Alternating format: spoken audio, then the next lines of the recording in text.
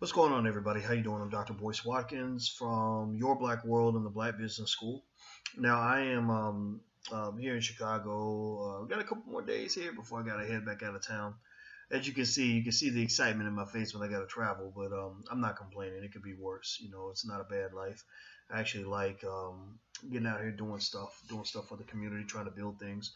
And I wanted to take a sec, definitely to give a shout out to my friend Tariq Nasheed, who did a great job with Hidden Colors 4. He just did the release. He did a it was amazing. People supported him.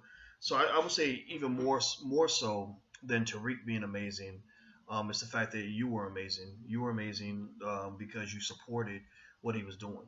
You see, remember when we talk about cooperative economics? Cooperative economics is an ecosystem where you have black consumers supporting black businesses, black investors investing in black businesses, black contractors doing work with black businesses hiring black people, etc. Black businesses serving the community, providing products that help the community, also at the same time doing their best to create jobs, so that these same people getting jobs also become consumers. It becomes just sort of a cyclical.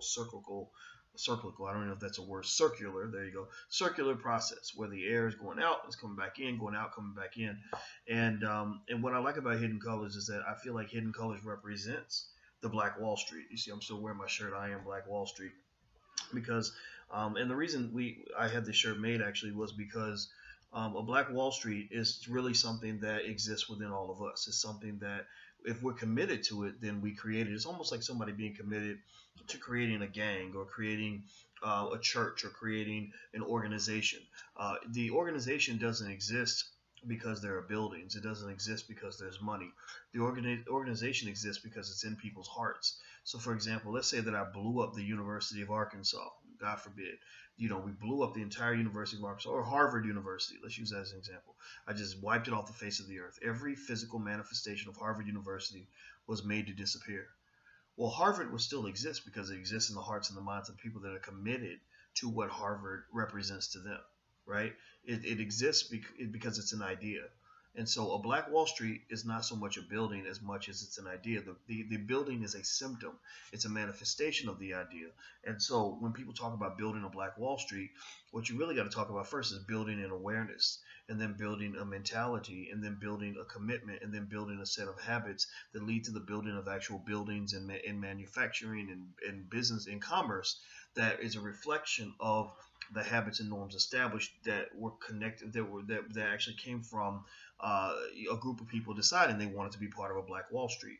So I like Tariq's movie because I feel like that's part of a Black Wall Street. I really like the fact that this black man with his own money can make a film that becomes so popular that it generates millions in sales, that millions of people around the world have heard about it.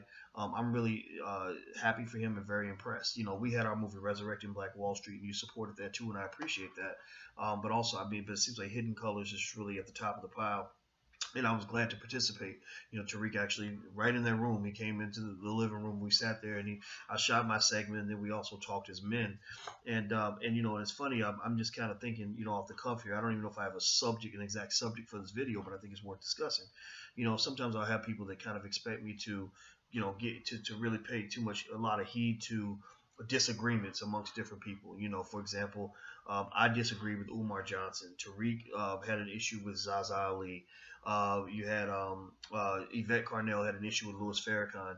And the funny thing is that, a lot of people think that disagreements means the end of the world. A lot of people think a disagreement means, oh my God, they ain't unified. What's going on? No, sometimes you just disagree because you're actually challenging each other to come up with the best idea possible for the community. So what I really saw in the midst of all this disagreement, it's just people, black people being vibrant and energetic and intelligent, and the people kind of looking and seeing which ideas work best for them. And really, when I look at all those people, when I think about all those people I just named, Tariq, Zaza, Yvette, Farrakhan, Umar Johnson. These are all people I admire. Every single one of them. Every one of them. I admire them all. I would do business with all of them gladly. If Umar Johnson picked up the phone and said, "Hey, Boyce, let's bury the hatchet. Let's get together and do something," I would say, "Absolutely, man." I mean, I wouldn't. I don't carry these weak emotions with me. It's almost, these emotions, these little bitchy things like, "Oh, I'm mad at you. I'm not gonna talk to you no more." I don't do that. I mean, it's like, no, like, I mean, okay, we fought it out. I'll tell you this. I don't even, I've even told anybody this, and I'll say it very respectfully, but Dame Dash and I got into it. There was a time where Dame and I disagreed, and we went hard.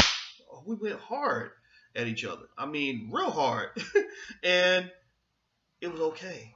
We were pissed off for about a day and a half, but then we came back together to the table as men and said, okay, let's keep moving forward. Let's keep doing business. And I think that's what I think we have to understand. I mean, black folks are very emotional. We're very passionate, and I think that's good. But that don't mean we got to kill each other. That don't mean it's got to be the end of the world.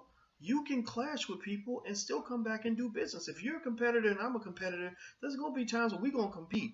And like I said, with Dame and I, we're believe it or not, we're actually a lot alike in certain ways. We're almost the exact same age.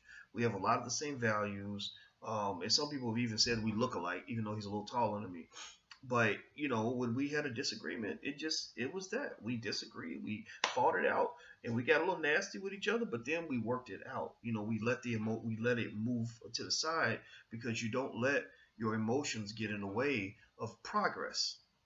You don't let your emotions get in the way of doing business. You don't let your emotions get in the way of what you're building.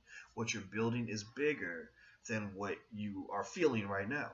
See, that's why a lot of families break up, because people get mad and they want to destroy the whole family, burn the whole building down because I'm pissed off because you wouldn't give me what I wanted at that particular moment. That's immature. That's petty. That's ridiculous. It's very short-sighted. It doesn't make any sense. With Damon and I, we both understand that intelligent boss moves, the class we teach, is more important than how bitchy I might be feeling right now. This movie we're putting out a movie this summer, Damon and I, called Too Honorable. We know that the success of Too Honorable is more important than the feelings that we might have right now. Or the show, the Steel Justice show. You saw Steel Justice. We're putting out. That's actually being shopped to networks right now. We just know that the success of these things, that doing business, there's a point where you got to put your emotions over there and realize that we're all working together to build something special. All those people I named, everybody from Dame to Umar to Tariq to Zaza to all, you know what? Everybody, all those people are special. Farrakhan, Yvette, every one of those people has something very special to give to the world. They don't have, these followers and all this for nothing. And I guess I would kind of throw myself in there too. That's maybe why you're watching this video. But what I will say is that we got to just keep moving forward. So I just want to congratulate Tariq on developing what I think is an empire. When I look at Louis Farrakhan, I see a man who was able to build an empire without the white man taking care of him. When I see Damon Dash, I see a man who's determined to be his own man. And what I really love is that we're reaching an era where free black people are writing the paradigm. We're dictating the dialogue. We're deciding who we're going to be. We're not sort of congratulating each other for kissing a white man's ass enough to make him give you money, or make him put you on a platform.